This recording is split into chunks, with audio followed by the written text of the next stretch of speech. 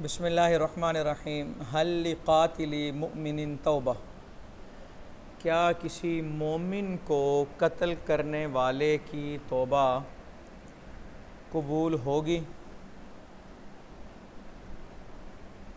हज़रत इब्न अब्बास रज़ी अल्लाह ताला अन्हु का मौक़िफ़ ये था कि मोमिन के कातिल की तौबा कबूल नहीं होगी, लेकिन बाद में आपका अपने इस मौक़िफ़ से रुजू साबित है। सही अहादीस इस बात पर दलालत करती हैं कि मोमिन की तौबा कबूल है। जो पहली जो हदीस है इस बाब की, ये हज़रत इब्न अब्बास का पुराना मौक़िफ़ है, और आगे जो हदीस आएगी वो यही बता रही है कि अगर मोमिन का कातिल तौबा करेगा तो उसकी तौबा जो है इंदल्लाह वो मकबूल है, तौबा मकबूल है। और अब रही बात ये कि कत्ल जो है ये तो हुकूकुल इबाद से है, तो तौबा करने से किस तरह माफ़ होगा? तो इसकी इस हवाले से ये अर्ज़ की जा सकती है कि अल्लाह रब्बुल इज़्ज़त मकतूल के दिल में ये बात डाल देगा कि वो कातिल को माफ़ कर दे, और वो कातिल को माफ़ कर दे। एक रिवायत का मफ़हूम है, मुस्तदरक में वो रिवायत दर्ज है, और उसका मफ़हूम ये है कि क़यामत के दिन अल्लाह रब्बुल इज़्ज़त सबको इरशाद फरमाएगा कि मैंने तुम सबको अपने हक़ माफ़ कर दिए, अब आपस में जो तुम्हारे मामलात हैं वो आपस में उसको हल कर लो। तो जब ये ऐलान होगा ना, तो लोग एक दूसरे की गुत्थम गुत्था हो जाएंगे और एक दूसरे को गले से पकड़ेंगे, और जब सारे लोग गले से पकड़ेंगे एक दूसरे को, तो फिर अल्लाह रब्बुल इज़्ज़त ये ऐलान फरमाएगा कि एक काम करो, तुम सब एक दूसरे को माफ़ कर दो, तुम सबको दर्जे देना मेरी ज़िम्मेदारी है। तो सब एक दूसरे को मुआफ़ फरमा देंगे। और ये जो कत्ल के हवाले से किसास है या दियत जो है या वरसा उसको माफ़ कर दें, इन तीनों सूरतों के अंदर जो है वो जो जुर्म करने वाला होता है वो उखरवी गुनाह से महफूज हो जाता है। यानी कि अगर किसी शख्स को दुनिया में ही सज़ा दे दी गई है तो इसका मतलब ये है उसने अपने आप को आखिरत की सज़ा से, वो सारी रिवायतें ज़हन में रखें। जब संसार भी किया गया तो हुज़ूर अलैहिस्सलातु वस्सलाम ने क्या फ़रमाया कि ये ऐसी तौबा है कि जो 70 काफ़रों पर डाली जाए तो उनको बख्शवा ले। तो दुनिया में जिसको सज़ा मिल गई तो वो उखरवी सज़ा से बच जाता है। देखें नहीं, हज़रत इब्न अब्बास से पूछा गया, मन क़तला मुमिनम मुतअम्मिदन, जिसने किसी मोमिन को जान बूझ के कत्ल किया, फिर तौबा कर ली, ईमान ले आया, नेक आमाल किए, सुम्मा अहतदा अल्लाहु क़ाला वैहहु व अन्ना लहुल हुदा, यानी कि कहा फिर उसने हिदायत तलब कर ली। आपका क्या ख्याल है? सवालिया अंदाज में पूछा ना कि ईमान ले आया, तौबा की, नेक काम किए, फिर हिदायत की तरफ वो चला गया। तो इब्न अब्बास कहने लगे, व अन्ना लहुल हुदा, उस बंदे को कैसे हिदायत होगी? मैंने तुम्हारे नबी सल्लल्लाहु अलैहि वसल्लम को फरमाते सुना, यजीउल क़ातिलु वल मक़तूलु यौमल क़ियामा, कातिल और मक़तूल क़यामत के दिन आएंगे और उसने उसका सर पकड़ा होगा, बिरास साहिबिही, मक़तूल कातिल को लेके आएगा और वो कहेगा, रब्बी सल हाज़ा लिमा क़तलनी, अल्लाह पूछ इससे इसने मुझे क्यों कत्ल किया। वल्लाहि, अल्लाह की कसम, लक़द अंज़ला अल्लाहु अज़्ज़ा व जल्ला अला नबिय्युकुम, ये अल्लाह ने तुम्हारे नबी पर नाजिल की। यानी कि हदीस जो है वो भी वही होती है, लेकिन वो वही गैर मतलूब उसे कहते हैं। सुम्मा मा नसख़हा बादहा बाद मा अंज़लहा, फिर इसके नाजिल होने के बाद इसका नस्ख़ नाजिल नहीं फरमाया, इसका नस्ख़ नाजिल नहीं फरमाया। लेकिन मुहद्दिसीन ये कहते हैं तफ़र्रदा बिही इब्न अब्बास, ये इब्न अब्बास का तफ़र्रुद है, और फ़ वमन तबिअहु, और उनका तफ़र्रुद है जिन्होंने इब्न अब्बास के मौक़िफ़ की, यानी कि इब्न अब्बास के लेवल पर किसी और का ये मौक़िफ़ नहीं है। ये ज़हन में रखिएगा, ये बड़ी बारीक बात है कि जब कह दिया जाता है कि ये सिर्फ़ एक का मौक़िफ़ है, फिर अगर उठ के क्यों कहे फ़लाँ का भी तो मौक़िफ़ है ना, तो जिसका भी मौक़िफ़ है इसके बाद वो हज़रत इब्न अब्बास के ताबे हैं, उनसे निचले दर्जे के हैं। तो बात ऊपर वाले लेवल की हो रही है, क्या इनके अलावा किसी और साहबी का ये मौक़िफ़ है? समझ आई ना कि नहीं आई? हाँ, तो ये इब्ने अब्बास का मौक़िफ़ है। अच्छा, यहाँ फिर ख़वारिज और मुअतज़िला का ये मौक़िफ़। मुअतज़िला भी यही कहते हैं ना कि गुनाह कबीरा के इर्तिकाब से बंदा ईमान के दायरे से निकल जाता है। अल्लाहु अकबर। एक आयत का शान नुज़ूल अर्ज़ करता हूँ। क़ुल या इबादियल्लज़ीना असरफ़ू अला अनफुसिहिम ला तक़नतू मिन रहमतिल्लाह। सूरह ज़ुमर की आयत है, 24वां पारा।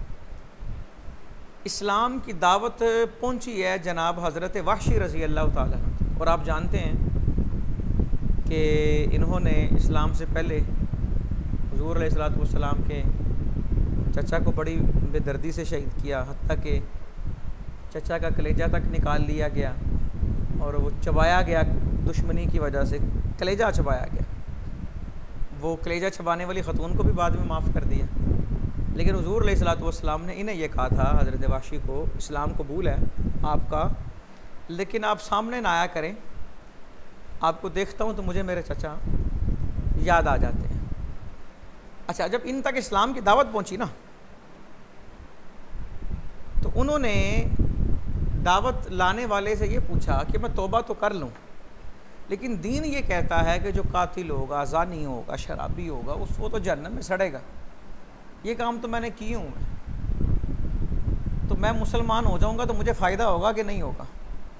ये बड़े मुख्तसर अंदाज में आपको सुना रहा हूँ तफसील के साथ। ये ला तक़नतू मिन रहमतिल्लाह की तफसीर आप बेशक तिब्यानुल कुरान उठा लें, वहाँ आपको ये बिदलाइल चीज़ें मिल जाएंगी। तो वो मुबल्लिग वापस आए साहबी, हुज़ूर की बारगाह में एक मामला अर्ज़ किया, तो अल्लाह ने एक आयत नाज़िल फरमा दी, इल्ला मन ताबा व आमना व आमिला अमलन सालिहा फउलाइका युबद्दिलुल्लाहु सय्यिआतिहिम हसना। सूरह फुरकान की आयत है, 19वां पारा, कि जो तौबा कर ले, ईमान ले आए, नेक काम करे, तो अल्लाह उसके गुनाहों को नेकियों में तब्दील कर देगा। तो वो बड़ी खुशी खुशी में आयत लेकर गए और कहे, उन्होंने कहा भी तुम्हारा काम भी हो गया और हमारा काम भी हो गया। तो जब उन्होंने आयत सुनी ना, तो उन्होंने कहा मेरा मसला वहीं का वहीं है, मेरा मसला नहीं हल हुआ। कहा जी कैसे? कहा तुमने आयत पे गौर नहीं किया, तौबा के बाद, ईमान के बाद अमले साले की शर्त है।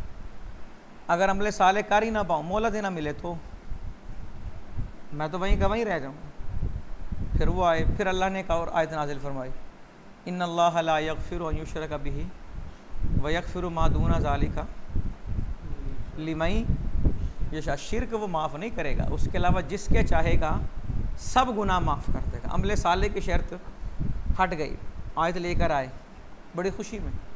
आयत सुनी तो कहा मेरा मसला वहीं का वहीं है, नहीं हल हुआ। कहा अब क्या हो गया? कहा तुमने देखा नहीं, अल्लाह कहता है जिसके चाहेगा, क्या गारंटी है कि वो मुझे बख्शना चाहेगा? फिर ये आयत नाजिल, देखिए हज़रत वाशी के लिए ये 3 आयतें नाजिल हो गई हैं, तो बाकियों पर रब की रहमत कितनी होगी। फिर तीसरी आयत नाजिल हुई, कुल या इबादियल्लज़ीना असरफ़ू अला अनफुसिहिम ला तक़नतू मिन रहमतिल्लाह इन्नल्लाहा यग़फ़िरुज़्ज़ुनूबा जमीआ। अब ये तीसरा ऐलान हुज़ूर की ज़बान से कराया। हुज़ूर की ज़बान से कराने का मतलब ये हतमी बात हो गई है, महबूब आप ऐलान करें, क्योंकि बात आम रहमत की है, तो आम रहमत का ऐलान रहमत लिल आलमीन को जचता है। तो आपने ये ऐलान किया कि अल्लाह की रहमत से मायूस नहीं होना, सब के गुनाह माफ़ फरमा दे। तो फिर इसके बाद वो मुशर्रफ बा इस्लाम हुआ। तो ये अल्लाह की रहमत है, यानी कि इंसान अगर तौबा करे, इस्लाम वैसे ही साहब का गुनाहों को धो डालता है, तो इस्लाम के ज़रिए पुराने गुनाह सारे माफ़, ऐसे है जैसे उसने गुनाह किया ही नहीं, और वो गुनाह भी नेकियों में तब्दील हो जाते हैं, तो गुनाह माफ़ हो जाते हैं। इसी तरह अगर किसी ने कोई कितना ही बड़ा जुर्म क्यों किया हो, लेकिन अल्लाह रब्बुल इज़्ज़त की बारगाह की तरफ वो सिद्क़े दिल से तौबा करे, तो अल्लाह उसे माफ़ फरमा देता है। अब देखें ना, आगे वो रिवायत आ गई, हज़रत अबू सईद खुदरी कहते हैं, अला अख़बिरुकुम बिमा समीअतु मिन फ़ी रसूलिल्लाह, मिन फ़ी, ये फ़ी जो है ना, इसका मतलब है मुँह। क्या मैं तुम्हें ख़बर ना दूँ उस बात की जो मैंने आका के दहन मुबारक से सुनी समीअतहु उज़ुना या ववआहु कल्बी, मेरे कानों ने ये बात सुनी और दिल ने याद किया इसे। वो बात क्या है? इन्ना अब्दन क़तला तिस्अतन व तिस्ईन नफ्सा, एक बंदे ने 99 मर्डर किए। सुम्मा आरदत लहु तौबा, तौबा उसके आड़े आ गई, तौबा की पो फूट पड़ी। और फसअला अन आलमी अहलिल अर्दी, उसने सवाल पूछा ए ज़मीन वालों में जो सबसे ज़्यादा जानता था, सबसे बड़ा आलिम था, उससे पूछा, फसअला अन आलमी अहलिल, उसने पूछा ज़मीन में आलम कौन है, सबसे बड़ा आलिम कौन है? फदुल्ला अला रजुलिन, तो बताया कि फ़लाँ जो हज़रत है ना बहुत बड़े आलिम है। फ़अताहु, वो आ गया। फ़क़ाल इन्नी क़तलतु तिस्अन व तिस्ईन नफ्सन, जी मैंने 99 कत्ल किए हैं। फ़हल ली मिन तौबा, तौबा है? वो कहने लगे 99 के बाद तौबा, 99 के बाद तौबा, यानी कि जुमले ने उनकी तौबा की ख्वाहिश को मुतासिर करना चाहा। फ़न तदा सैफ़हु फ़क़तलहु, तो जनाब उसने तलवार तानी और उनको भी कत्ल कर दी। 100 पूरे हो गए। फ़कमला बिहिल मियाता सुम्मा आरदत लहु तौबा, यानी कि वो मायूस हुआ ना एक लम्हे के लिए, उसने कहा इसको भी मार दो। उसको बात अच्छी नहीं लगी, लेकिन सुम्मा आरदत लहु तौबा, फिर तौबा आ गई उसके आगे। फिर उसके दिल में तौबा की पो फट रही है। फसअला अन आलमी अहलिल अर्दी, फिर उसने पूछा कि सबसे बड़ा आलिम कौन है। फिर उसे एक शख्स का बताया गया, वो उसके पास आया और उसने कहा इन्नी क़तलतु मिअत नफ्सिन फ़हल ली मिन तौबा, 100 बंदे मार बैठा हूँ, तौबा है? वो कहने लगे वैहका वमन यहूलु बैनका व बैन तौबा, ओए अल्लाह के बंदे अफसोस तुझ पे, तू तौबा करने में देर कर क्यों रहा है? तेरे और तौबा के दरमियान पर्दा किस बात का है? तू कर तौबा, पर्दा तो है ही नहीं है, तुझे तौबा के लिए किसी जतन की ज़रूरत भी नहीं है। लेकिन उखरुज मिनल क़रियतिल ख़बीसतिल्लती अंत बिहा, उस बस्ती से निकल जा जो बुरी है जहाँ तू रहता है। इलल क़रियतिस सालिहा, इलल क़रियतिस सालिहा, कहाँ चले जा? नेकों की बस्ती में। कहाँ जा? ये क्या साबित हो रहा है कि नेकों की बस्ती में जाने से इंसान पे रब की रहमतें नाजिल होती हैं। इंसान पे सोहबत साले तुराकुनत, कि साले की सोहबत जो होती है वो इंसान को साले बना देती है। नेकों की बस्ती में चला जा। हज़रत बाबा फरीद का वो शेर भी ज़हन में रखें कि उठ फरीदा सुते आ मेला वेखन जा, जे कोई मिल पवे बख्शे यहाँ ते तू भी बख्शे आ जा। इस बस्ती से निकल और नेक बस्ती में जा। अब बस्ती बजाते ख़ुद तो नेक या बुरी नहीं होती, बस्ती नेक है उसमें नेक रहते हैं, बस्ती बुरी है उसमें बुरे रहते हैं। क़रियती कज़ा व कज़ा, और बताया कि फ़लाँ फ़लाँ जगह जा। फ़अबुद रब्बका फ़ीहा, और वहाँ जाके रब से मांग। भी रब तो एक है। ये सवाल होता है ना कि जब मांगना रब से तो कहीं भी जाके मांगो, जो वहाँ जाके सुने जाओगे तो सुनता है, तो क्या यहाँ घर नहीं सुनेगा? सुनता है वो, लेकिन जो किसी नेक जगह पे जाके रब को पुकारने का मज़ा आता है ना, या रब की रहमत जितनी मुतवज्जे होती है उतनी दूसरी जगह पे मुतवज्जे नहीं होती। इस हदीस को हाईलाइट रखें। फ़अबुद रब्बका फ़ीहा, उनमें जाके रब को आवाज़ दे। फ़खरजा युरीदुल क़रियत सालिहा, तो उस बस्ती में जाने के लिए निकल पड़ा। फ़अरज़ लहू अजलुहु फ़ित तरीक़, तो रास्ते में मौत ने आ लिया, रास्ते में मौत आ गई। अभी तौबा की नहीं है तौबा का। अब आप देखिएगा कि रब जो है वो तौबा करने वाले के लिए क्या क्या सामान मुहैया कर रहा है। रब ये सारा कुछ ना भी मुहैया करता, बग़ैर किसी को बताए वो तौबा कबूल कर लेता, तो उससे किसी ने पूछना था? नहीं। लेकिन ये किस लिए है? ये हमारे लिए है कि हम भी उसकी रहमत की तरफ मुतवज्जे हो जाएं। तो उसकी मौत आ गई। फ़ख्तसमत फ़ीही मलाइकतुर रहमा व मलाइकतुल अज़ाब, अज़ाब की ड्यूटी वाले फ़रिश्ते भी आ गए और रहमत वाले भी आ गए। तो काला इबलीस व अना औला बिही, तो इबलीस कहने लगा अना औला बिही, मैं इसका वाली हूँ जी। क्यों? इन्नहु लम यासीनी साअतन कत्तु, इसने मेरी कभी नाफरमानी नहीं की, ये तो मेरी बरादरी का है। तो रहमत के फरिश्ते कहने लगे इन्नहु खरजा ताइबा, ये निकल पड़ा था दरा हाले के ये तौबा करने वाला है। तौबा भी की नहीं, लेकिन तौबा का इरादा कर चुका। आगे एक सनद बदल रही है। हमाम कहते हैं उन्हें इस सनद से ये बात पता लगी कि अबू राफ़े कहते हैं अल्लाह ने फ़बअसल्लाहु अज़्ज़ व जल्ला मलकन, एक फ़रिश्ता भेजा, फ़ख्तसमू इलैहि सुम्मा रजअू फ़क़ाल उन्ज़ुरू अय्युल क़रयतैनि कानत अक़रब फ़अल्हिक़ू बिअहलिहा। अल्लाह ने फ़रिश्ता भेजा, वो झगड़ा कर रहे थे उस मामले में, फिर उन्होंने रुजू किया और ये कहा देखो ये किस बस्ती के ज़्यादा करीब है।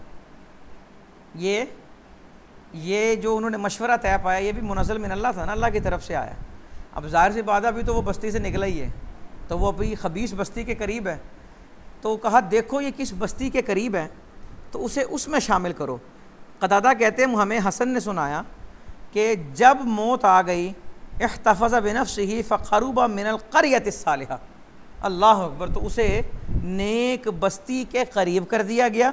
वबाअद मिनहुल क़रयतल ख़बीसा, और उससे ख़बीस बस्ती को दूर कर दिया। फिर उन्हें फ़रिश्ते जो हैं उन्होंने नेक लोगों में उसे शुमार किया। कहाँ शुमार किया? कि नेक लोगों के कुर्ब में अगर किसी को मौत आएगी तो उसका मामला वही होगा जो नेक लोगों का होता है। क्यों? क्योंकि सखियों के प्याले से ज़मीन का हिस्सा होता है, और अल्लाह वाले वो होते हैं कि उनके पास बैठने वाला कभी महरूम नहीं रहता। अब ये तकरीबन ये 3 रिवायतें आ गई। पहली रिवायत खारजा ताइबन पे ख़त्म हो गई, फिर इसी की वजाहत हुई अबू राफ़े ने की, फिर उसी की वजाहत हज़रत हसन कर रहे हैं, और वो यानी कि इन तीनों को मिलाएं तो फिर एक ये मुकम्मल वाक़या बन रहा है। अब देखिए ना अल्लाह रब्बुल इज़्ज़त बंदे की तौबा के लिए किस कदर एहतिमाम फरमाता है, और वो ज़हन में रखें कि अल्लाह कहता है तू चल कर आ मैं दौड़ कर आऊँ। इंसान तौबा करे तो सही जी। बाब मन क़ुतिला लहू क़तील फ़हुव बिलख़ियारि बैन इहदा सलासिन, मकतूल के बुरासा को 3 चीज़ों में से एक का इख्तियार है, चौथा काम नहीं कर सकते, वो करेंगे तो वो जालिम होंगे। वो 3 काम क्या हैं जी? नबी पाक सल्लल्लाहु अलैहि वसल्लम ने फरमाया मानुसीबा बिदमिन औ ख़बलिन, जो ज़ख्मी हो जाए, ख़बल का मतलब ज़ख्मी या कत्ल हो जाए, वल ख़बल वल जराह फ़हुव बिलख़ियारि बैन इहदा सलासिन, तो 3 में से एक का इख्तियार है।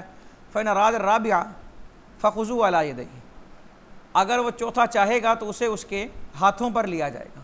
यानी क्या मतलब? फिर उसका वबाल उसके ज़िम्मे। पहला उसको इख्तियार ये है यक़्तुला, कि वो कातिल को कत्ल कर दे, औ याफ़ु या माफ़ कर दे, औ याख़ुज़ दिया या फिर दियत ले ले। फ़मन फ़अला शैअन मिन ज़ालिका फ़आदा फ़इन्ना लहू नार जहन्नम ख़ालिदन मुख़ल्लदन फ़ीहा अबदा, जो इनसे बढ़कर कुछ करेगा तो उसके लिए जहन्नम है जिसके अंदर वो हमेशा रहेगा। यहाँ पर आया अन यक़्तुला, कि वो उसे कत्ल करे, मकतूल का वारिस कातिल को कत्ल करे। ये ख़ुद कत्ल नहीं करेगा, ये कहा क्यों कि वो कत्ल करे? क्योंकि ये उसके कत्ल का सबब बन रहा है। तो कत्ल कैसे करेगा? बज़रिया अदालत, वो आदिल जो है, वो जो जज है, जो मुनसिफ है, वो उसके कत्ल का हुक्म देगा और वो उसे कत्ल कराएगा।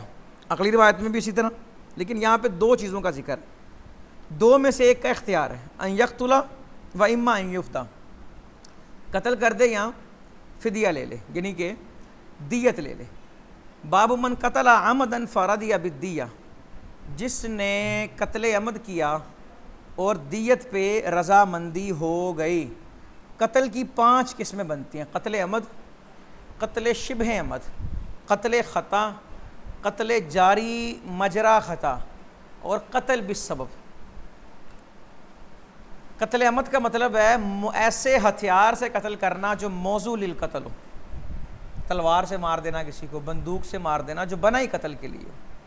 कत्ले शिबह अमद का मतलब होता है किसी को ऐसे हथियार से कत्ल कर देना जो मौजू लिल कत्ल, पत्थर मार के मार देना किसी को, लकड़ी मारी और वो मर गया, थप्पड़ मारा और वो मर गया, तो ये कत्ले शिबह अमद, ठीक है। और कत्ले ख़ता, अब ख़ता 2 तरह से होगी, ख़ता फिल कस्द होगी, ख़ता फिल फ़ेल होगी। ख़ता फिल कस्द को कत्ले ख़ता कहते हैं और ख़ता फिल फ़ेल को जारी मजरे ख़ता कहते हैं। अच्छा जी, कत्ले ख़ता की मिसाल, एक शख्स ने समझा ये कि वो सामने जो बंदा जा रहा है ना, ये हरबी काफर है, उसने मार दिया उसे, लेकिन बाद में पता लगा कि वो हरबी नहीं, वो तो मोमिन था। और कता फिल फेल का मतलब ये है, जारी मजरे ख़ता का मतलब ये है, एक आदमी ने निशाना लगाया किसी और चीज़ पे, लेकिन वो निशाना चूक गया और वो जाकर किसी बंदे को जाके लगा। और आखिरी कत्ल है कत्ल बिस सबब। कत्ल बिस सबब का मतलब है कि किसी वजह से किसी को मार दिया जाए, किसासन कत्ल कर दिया जाए, तो ये कत्ल बिस सबब होता है। ये 5 कत्ल हैं, इनके मैंने नोट्स बनाए हैं, वो स्क्रीन पे मैं शो कर देता हूँ ताकि अगर कोई देखना चाहे तो उसके लिए फ़ायदा हो। अच्छा जी, और इनकी दियत भी सुन लें जी। कत्ल ख़ता की दियत 20 ऊँटनियाँ 1 साल के, 20 ऊँट 1 साल के, और 20 ऊँटनियाँ 2 साल की, और 20 ऊँटनियाँ 3 साल की, और 20 ऊँटनियाँ 4 साल की। यूँ 100 ऊँट बनेंगे। ये कत्ल ख़ता की दियत है।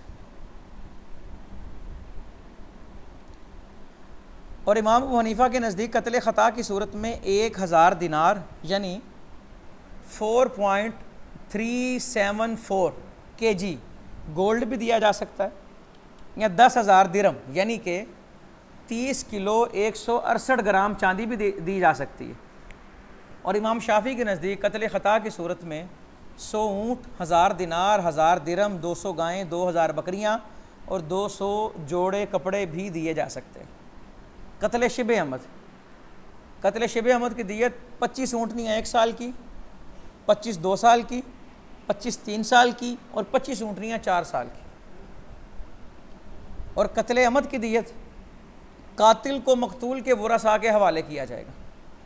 वो चाहें तो कत्ल कर दें या चाहे तो दियत ले लें। और उसकी दियत क्या है कि 3 साल की 30, 4 साल की 30 और 5 साल की 40 ऊँटनियाँ। और इसके अलावा वरसा को इख्तियार है कि वो जिस मिक़दार पर भी सुलह कर लें। ठीक है, कत्ल अहमद का मामला ये है। और कत्ल बिस्सबब तो होता किसी वजह से, तो वहाँ पर तो ये दियत वाला मामला तो बिल्कुल ही नहीं बनता, क्योंकि वो किसी वजह से उसको मारा जाता है।